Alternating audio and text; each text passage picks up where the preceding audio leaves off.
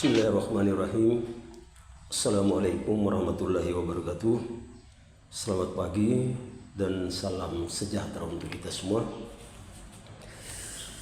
Saudara-saudari mahasiswa sekalian, selamat datang dan selamat berjumpa dengan saya Haji Amir Jonu dalam pembelajaran mata kuliah bank dan lembaga keuangan lain. Topik yang akan kita bahas pada hari ini yaitu berkaitan dengan Bank Indonesia dan Bank Syariah. Kita awali pertama dengan Bank Syariah. Bank Syariah ini pokok-pokok bahasan yang kita angkat di dalam Bank Syariah ini, yang pertama adalah tujuan Bank Indonesia itu sendiri. Jadi pokok bahasan yang kita bahas di dalam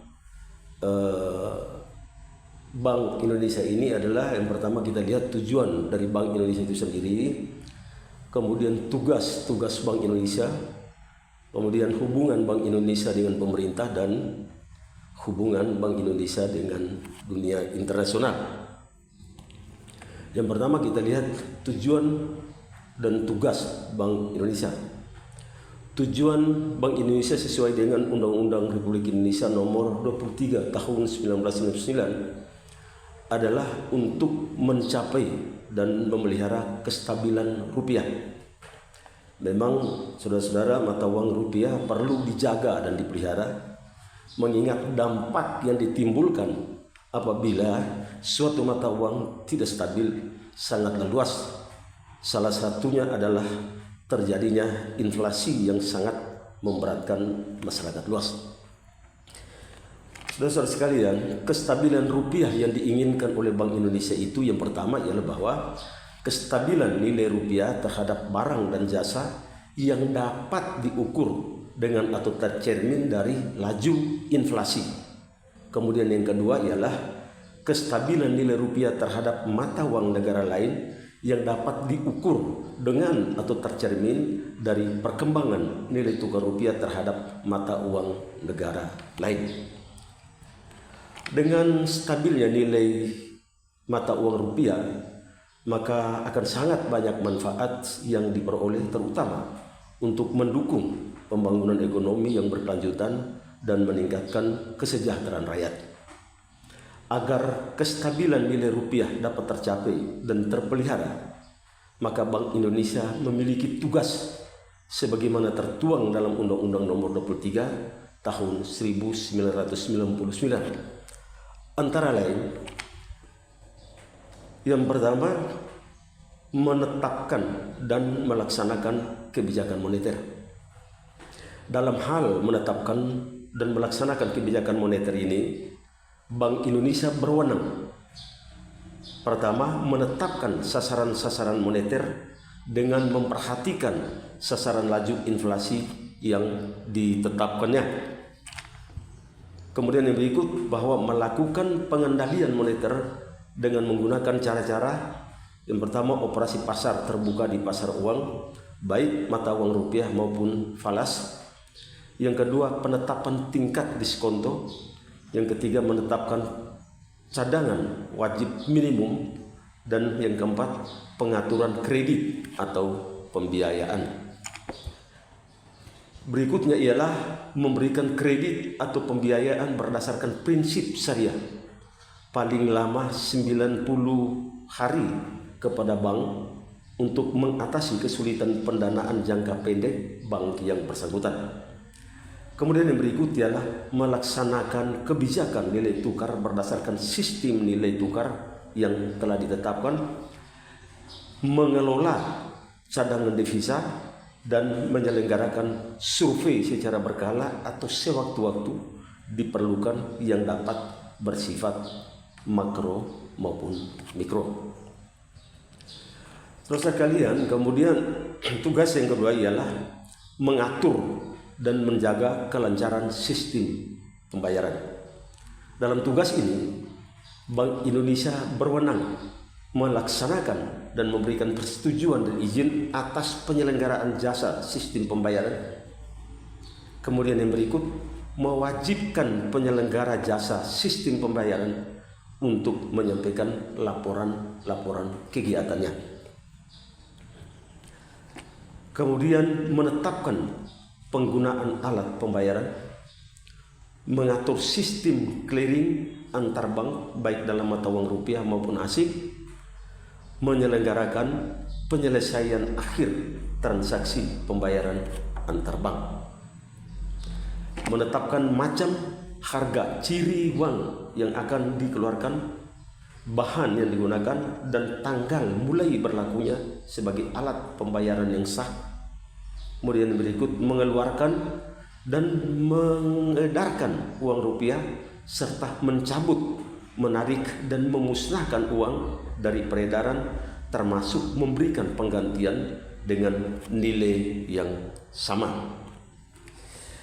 Saudara-saudara sekalian, tugas berikut ialah mengatur dan mengawasi bank. Dalam hal ini, Bank Indonesia berwenang untuk menetapkan ketentuan-ketentuan perbankan yang memuat prinsip-prinsip kehati-hatian. Kemudian yang berikut, memberikan dan mencabut izin usaha bank.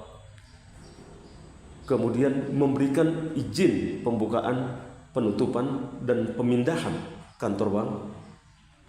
Yang berikut, memberikan persetujuan atas kepemilikan dan kepengurusan bank.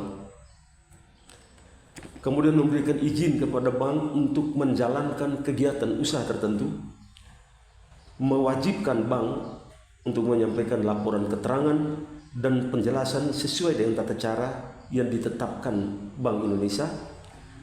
Yang berikut, melakukan pemeriksaan terhadap bank baik secara berkala maupun setiap waktu apabila memang itu diperlukan.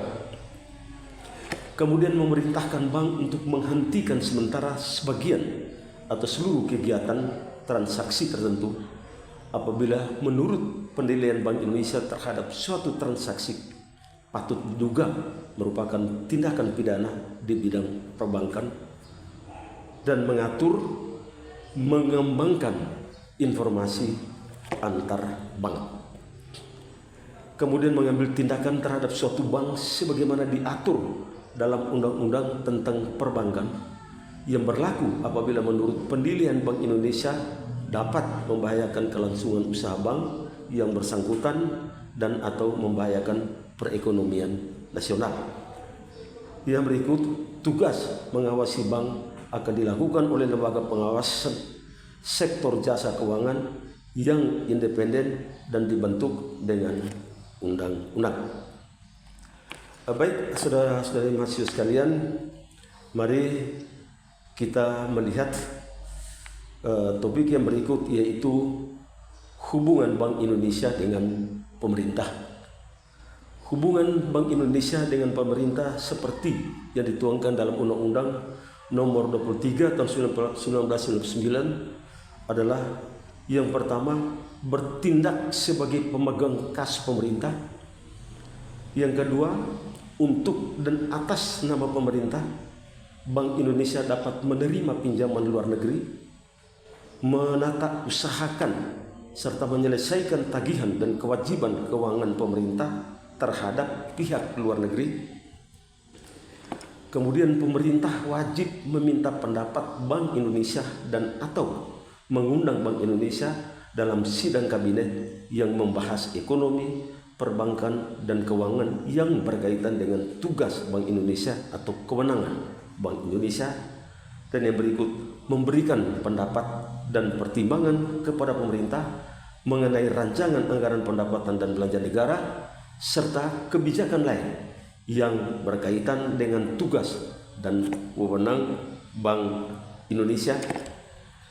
Kemudian dalam hal pemerintah menerbitkan surat-surat hutang negara, pemerintah wajib terlebih dahulu berkonsultasi dengan Bank Indonesia, dan pemerintah juga wajib terlebih dahulu berkonsultasi dengan Dewan Perwakilan Rakyat.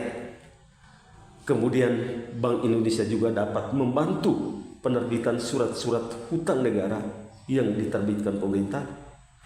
Bank Indonesia dilarang memberikan kredit kepada pemerintah. Saudara-saudari mahasiswa sekalian, yang ketiga kita melihat hubungan dengan dunia internasional atau hubungan Bank Indonesia dengan dunia internasional. Dalam hal hubungan Bank Indonesia dengan dunia internasional ini, maka Bank Indonesia yang pertama ialah dapat melakukan kerjasama dengan bank sentral negara lain dan organisasi dan lembaga internasional.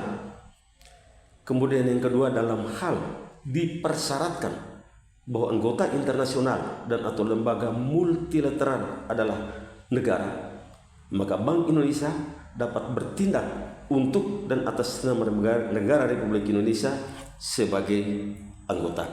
Baik.